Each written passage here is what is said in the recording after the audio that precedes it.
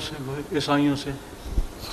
آل عمران میں آیت مبالہ ہے، اس پہ ذرا روشنی ڈالیں کچھ۔ ہاں بالکل میرے بھائی ٹھیک ہے یہ بات کہ بالکل آخری زمانہ جو تھا نا اس وقت یہ وفد نجران آیا تھا جن کی میں نے بات کی کہ وہ مسجد میں ٹھہرے تھے، تو ان کے ساتھ مناظرہ ہوا، بحثیں ہوئیں، باتیں ہوئیں ساری، مگر وہ کسی بات پر نہیں آتے تھے۔ تو پھر اللہ تعالیٰ نے سورہ آل عمران میں یہ آیت اتاری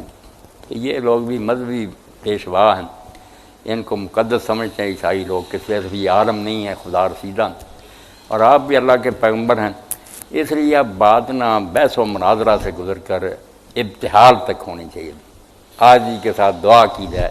کہ جو فریق جھوٹا ہے نا اور خواہ مخواہ ضد کر رہا اس پر اللہ کا عذاب آ جائے۔ اس کو مباہلہ کہتے ہیں، ابتحال کہتے ہیں،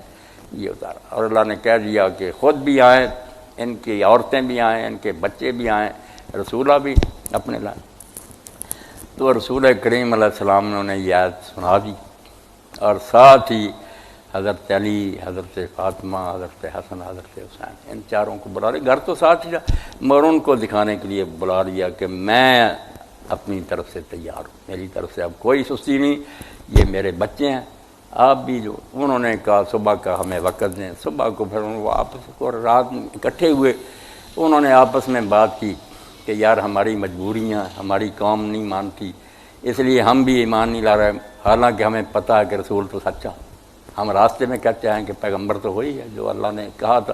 اب اس کے مقابلے میں بد دعا کریں گے تو پھر ہماری وادی کو آگ ہی لگ جائے گی، نجران تو جل جائے گا،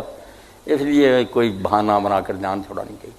صبح انہوں نے آ کر کہا کہ اللہ کے رسول ہم مبالہ نہیں کرنا چاہتے، اس کی بجائے بد دعا کہ ہمارے ساتھ آپ معاہدہ کریں، جو جزیہ لگاتے ہیں نا ہم ٹیکس وہ سالانہ ادا کرتے رہیں، صلح کریں۔ تو یہ چار بلائے تھے آپ نے، نہ کوئی آپ کی بیوی تھی، نہ کوئی اور تھا، صرف حسن تھے، حسین تھے، علی اور فاطمہ تھے۔ اسی لیے امام زمخشری لکھتے ہیں اپنی تفسیر کشاف میں